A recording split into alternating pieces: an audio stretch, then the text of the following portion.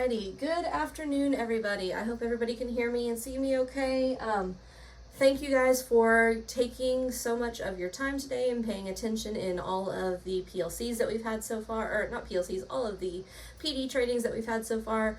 Everybody that I've spoken to that's run these trainings said that you guys have been doing fantastic at following our norms and being active listeners and being willing to ask the questions and do the things that we need to do in order to make a successful campus and to have a successful start to the year. So I want to applaud you guys for that. I know coming back from summer break, it is not always the easiest thing to do, coming into some planning. So I appreciate you guys doing what you need to do and taking care of business while you're here. All right, so today we have been talking a lot about PLCs. Well, we are going to continue talking about PLCs in this particular meeting. What we're going to focus on today, though, or in this meeting, is reinforcing positive PLC practices and limiting distractions. How many of you guys have a cell phone or a smartwatch or anything like that, that sometimes if you feel that little buzz or that vibrate, it kind of takes your attention away for a second? I am guilty of that myself, okay? So we are going to try and limit not only those types of distractions, but other types of distractions that we might encounter in our PLC meetings. That could be discussing what we're going to have for dinner later. That could be discussing what little Jimmy said to Sally in the hallway going between classes, okay? Any of these things can be considered distractors, even if they are something as simple as talking about what you did last night. Okay, so we're going to talk about how to avoid some of those things and stay focused and stay on task. All right, so we discussed a little bit about what some of the distractions were. Having a productive PLC, we have to really ask ourselves what data is most important to bring to the PLC. What do we need to have prepared?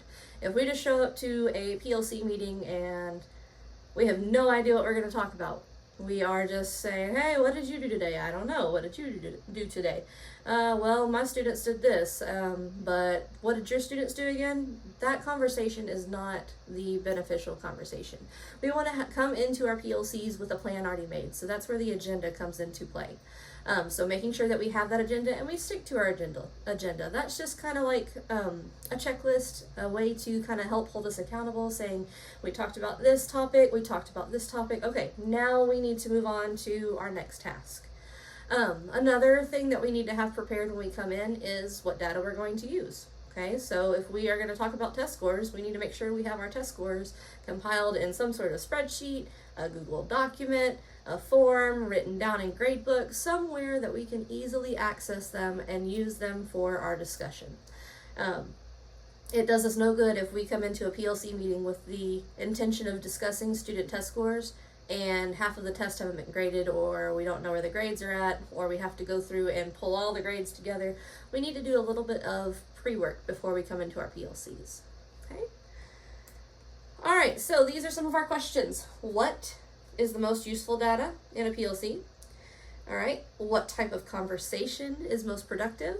And how would you handle a teammate who is consistently off task in PLCs? I know that's a tough one. Okay, so we talked about the data a little bit just a second ago. You want to make sure that your data is genuine and true and really represents your students at their best. If you do have a student who's just having a bad day or having a bad week or whatever it was whenever you took this assessment, if you took a test in DMAC, if you just took a quick little exit ticket, if you are looking at data from some informal assessment or things like that, you know your students. You can say, hey, this was not Jimmy's best showing. This data may not be accurate for him. Or Jimmy was really on it today and this is the best he has ever done. So again, that legwork kind of has something to do with the conversation that takes place in a PLC meeting. Okay, the types of conversations that are most productive. Okay, I'm going to give you guys a moment after I kind of discuss. I'm going to give you guys a moment to discuss as we go through the types of conversations that are most productive in PLC meetings are those that are data-based, those that are centered around an end goal. So what do we want our students to accomplish? What do we as teachers want to accomplish? What is the goal? So all of our conversation needs to be centered around finding a way to a set goal that we have made for ourselves. And then how would you handle a teammate who is consistently off task in PLCs? We all have that one person, okay? And there has not been a single time where, if you approach it in the proper way, if you are approaching it in a non-judgmental and a non-hateful, hey, just stay on task for us, we really need to get this done, can you do me a favor, and hold that side conversation for a later date. All of the, if you approach someone like that, it's going to be okay. All right. Last one of us in here are guilty of probably getting off task every now and then. I know I am myself. But we have to be aware of that. And then if somebody does bring it to our attention, don't take it personal. They're not saying, oh my gosh, I don't want to talk to you anymore because I don't like this person. No, they are just saying, hey, we have this agenda that we are supposed to follow. We have this set time that we are supposed to discuss this topic. We have this certain amount of time where we need to get all this stuff done. Can we please just focus on the task at hand? Again, it's not something that is meant to be a personal attack. And if you ever do feel personally attacked, that is a conversation that you need to have one-on-one with that person. If you experience something where you have addressed it with a coworker and they are still consistently just staying off task, that's a conversation for us to have as a group. So if you would like some help in modeling how to approach a person who is consistently off task, that's what I'm here for. So if you ever need a moment of mediation, if you ever need a moment of hey, how should I do this? I'm not entirely sure how to approach this. I've asked them multiple times. Just come talk to me and I'd be happy to help you through it. Okay? All right, we are going to go back to the basics. So we have talked about this all day long. Why do we PLC? Okay? We PLC because we need to plan based on student needs. Okay? Our students are different every single year. From week to week, we are at a middle school, so from week to week, our students can be different people, different humans. Middle school has a lot of changes happening. So, making sure that we have accurate student data, current student data, and data that is going to be meaningful to help us get the best results from our students. So, planning based on student needs. Just because they change so much, we change a lot. So, we need to change our planning based off of where our students are at, meet them where they're at. Another one is to internalize curriculum. We get thrown new curriculum all the time. We got thrown Amplify a couple years ago, and we spent a lot of time in our PLCs internalizing those lessons, internalizing that curriculum. We want to make sure that whenever we present it to the students that we have an understanding of what the curriculum is and wanting us to do. We want to make sure that we're not going in there blind saying, I think I click on this, or I think we're supposed to do this. No, we want to make sure that we have it internalized. We know what to do. We can go step by step and we can guide our students through it. Another thing that comes with internalizing our lesson plans and internalizing our curriculum and other things like that is we can kind of plan for some misunderstandings. We know where most of our students get confused. We know where most of our students may get lost. Even if you are brand new to these students, you haven't met them, most of the time there are some common misconceptions that we can kind of get ahead of and maybe pre-teach a little bit to make those misconceptions and those areas of confusion a little less daunting for our students. And then, of course, to identify areas of strength and areas of weakness. Okay, PLC is not meant to say, oh my gosh, this sucked, I need to fix it. No, we want to celebrate our achievements, we want to celebrate our wins, we want to celebrate our losses. Or we want to work around our losses, not celebrate.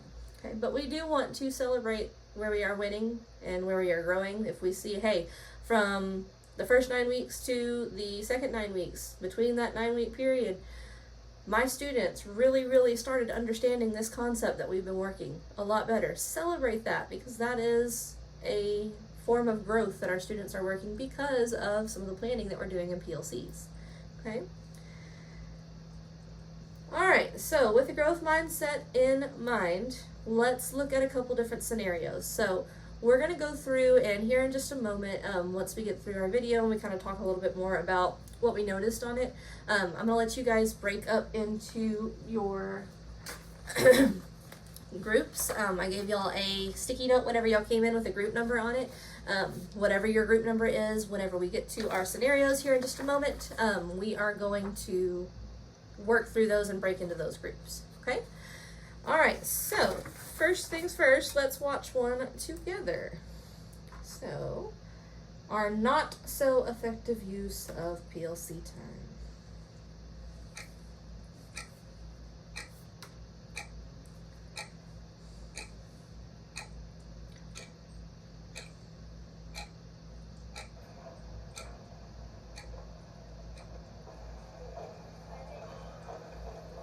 Hey. Oh, hi. You here? Yep. Okay, I thought I was late. Not really. It's so much to grade. Me too. It's ridiculous. I'm exhausted. I know. Yeah. I was gonna grab coffee on the way, but I didn't. Oh well.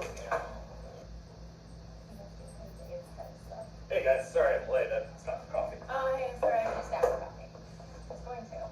Yeah. Can't start the morning without coffee. No, I'm sorry. Whoops. Not that. Well, your kids' costumes for Halloween. Not sure yet. They're still trying to decide what they're gonna go with. Hey guys. Oh, hey. Hi. Late nights, late mornings. Oh, good. So how everybody do on unit 3? My kids did a 78. Mine got 79. 84. 84.1. What? Well, that covers data. Are we supposed to analyze the data and figure out which learning target was the most misunderstood? Probably, but this thing's gonna pass. I wouldn't worry about it. I don't know about you, but during the last test, somebody asked a question about the paragraph that they were supposed to write. They didn't really seem to understand the prompt, and I didn't know if that was just a test thing, if it was just that kid. Did any of you have that issue from any feedback like that from your students? No, that was all fine, but forget about asking questions. I had a kid throw up in class yesterday. All over my shoes. My kids had no problem with the directions, but I had one kid who wrote a letter form, and then another kid that asked questions to answer the question, and then another kid had zero support whatsoever. I don't know what I've been doing with them all semester. All we're doing is using evidence to support. He had absolutely nothing. Halfway through the test, he takes off his shoes. Why are you taking off your shoes? He's like, my feet are hot, and it's my right as an American to take off my shoes. And I'm like, that's not your right as an American. Throws a shoe at me. Threw a shoe. That's assault. Absolutely. So we talked about You gotta look at this. Watch questions this. that What are those? Okay, so we're done with the data for the first one, but we have to do the second one soon. Can you guys all get your stuff into Master Manager if I duplicate the assignment thingy again? What's Mastery Manager? Okay. I can't find the Scantron forms. I gotta get to South pretty soon, so we should. Oh my god. Shut up. Look at this. Look at this. Red cat. What should we talk about next time? That's why I got the email. Let's just bring it. Yeah. This is a good meeting. Let's not ruin it. What a great meeting. What a great meeting. Sorry I'm late, guys. Traffic was insane. All right, so that was a little bit of a dramatized PLC there, but you get the point. So we had people that were coming in late. We had one teacher that was there on time. She looked like she was ready. She had her laptop out. She was trying to talk about some of the student data. We had a friend that showed up late. It was just her. Okay, the teacher was trying to kill some time because it's not really an effective PLC meeting if your whole team's not there, right? So she was trying to kill some time, and then we moved on to our other teacher who came in late with a coffee, and then we had our other teacher that came in late again. So getting there on time, being on time to PLCs is a big must-have for any PLC to go smoothly. Another thing that we need to make note of in this particular video is the amount of off-topic conversation and the way that the conversation was happening about what the students were doing. It's fine to banter with teachers about, oh my gosh, my kids took off their shoes in the middle of their test, or I had a kid throw up on me. Yeah, absolutely, but not during a PLC. PLC time is meant to talk about the data, and just like our teacher in the long sleeve blue shirt tried to do, talk about what teaks they struggled with the most, so that we could identify those teaks, we could target them, we could try and help them do better on it in the next one. There was also a lot of cell phone usage. The behavior of the teacher that was showing the bread cat meme was not entirely professional. You should never ever tell your coworkers to shut up like that, even if you are meaning it in a joking, playful way. It's not the time, it's not the place. We want to treat everybody at school like they are like the professionals they are. So it's just important that we keep those norms in mind. So what we're going to do is we are going to act it out and talk it out. Okay, so we talked a little bit about some of the things we noticed there. I'm sure you guys made some notes. I'm sure you guys made some kind of, oh my gosh moments. I know I was watching some of y'all's faces out there. I could tell that y'all's reaction was kind of what mine was when I first saw this video.